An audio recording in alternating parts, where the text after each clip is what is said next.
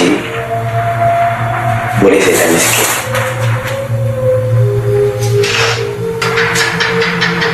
Kenapa dia jadi macam tu, Makcik? Inilah yang dikatakan takdir. Kita manusia biasa. Kita harus tunduk dan sembah kepada Allah. Ini balasannya.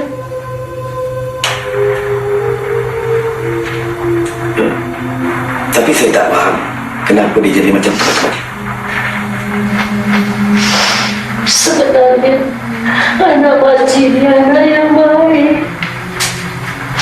Dia tak pernah tinggikan suara dengan makcik. Walaupun makcik suruh dia ke kedai 10 kali.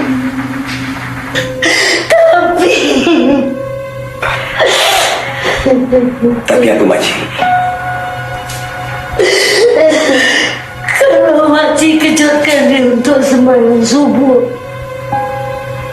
dia akan mengamuk berterus-terusan. Semua subuh dia akan mengamuk. Mungkin ini balasannya, nak.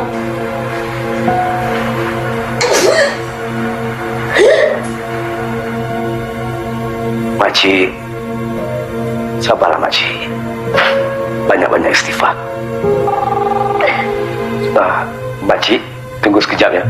Saya jawab panggilan telefon. Nanti saya datang balik.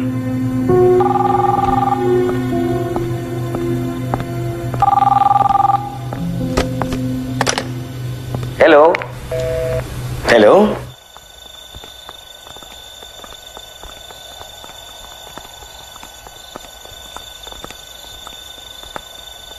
Hello? Hello? Ya. Suruh dia masuk. Assalamualaikum. Waalaikumsalam. Ya, Cik. Ada apa yang saya boleh bantu? Kami datang ni nak cam mayat dan kalau boleh kami nak tuntut mayat sekali lah. Cam mayat. Mayat mana satu tu, Cik?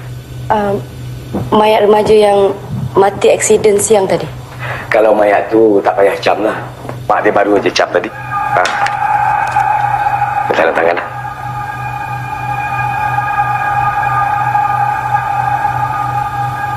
Kalau Cik tak percaya, ni dia, tanda tangan dia.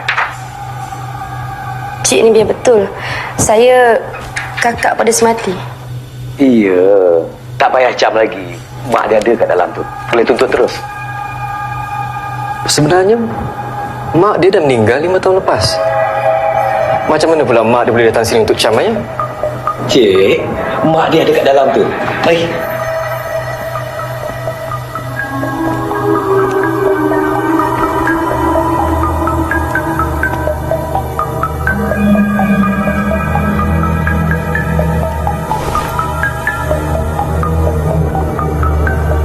Apa Cik kata tadi?